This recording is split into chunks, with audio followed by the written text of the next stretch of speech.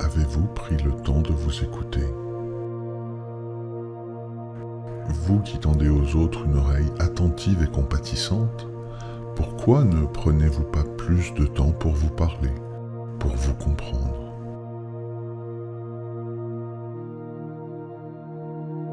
Il suffit parfois de formuler certaines choses clairement pour les comprendre, mais trop souvent, nous tenons pour acquis ce savoir sur nous-mêmes.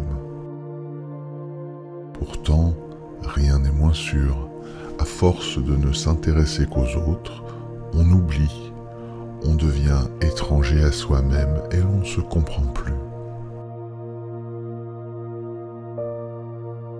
C'est souvent cette distance que l'on a avec nous-mêmes qui perturbe nos esprits et nous rend confus.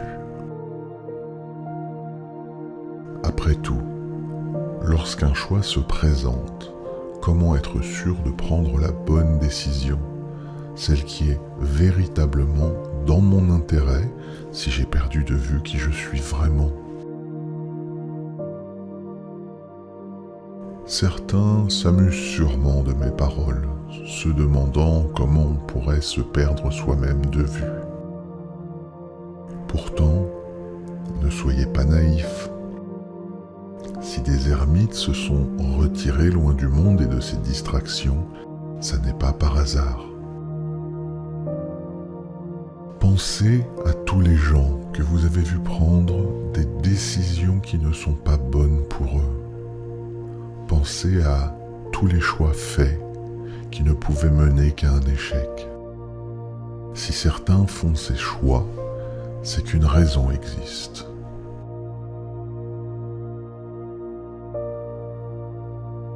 Que ce soit la pression de la société, son entourage, une image de soi défaillante, un esprit endoctriné et bercé d'illusions, des complexes, des traumatismes, il y a des centaines de raisons pour faire les mauvais choix, mais fort peu pour faire les bons.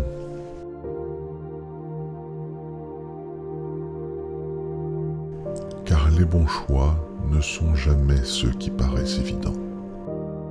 Il faut parfois opposer le plaisir instantané et le bonheur à long terme. La raison a besoin de prendre le pas sur l'impulsivité. La motivation doit s'imposer au laisser-aller.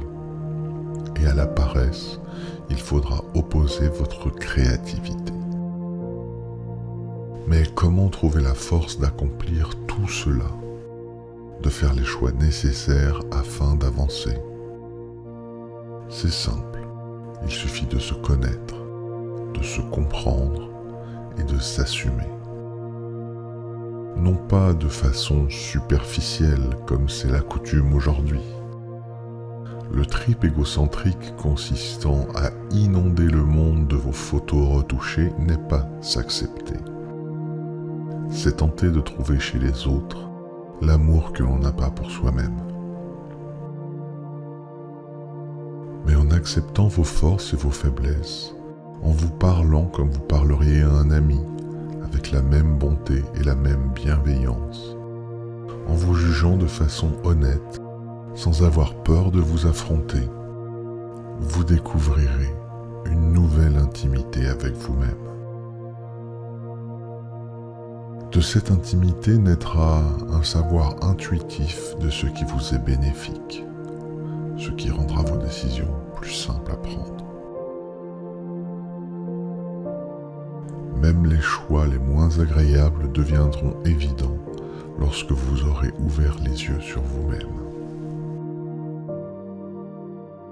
Ne détournez pas le regard de vos défauts. Assumez-les et travaillez à devenir meilleur. N'exagérez pas vos qualités, soyez-en fiers mais sans excès. Apprenez à aimer la personne qui chaque jour grandit en vous, chaque jour s'améliore et s'aguerrit. Voyez vos faiblesses comme des opportunités de devenir quelqu'un de meilleur, et vos forces comme une preuve que vous savez vous hisser jusqu'à l'excellence.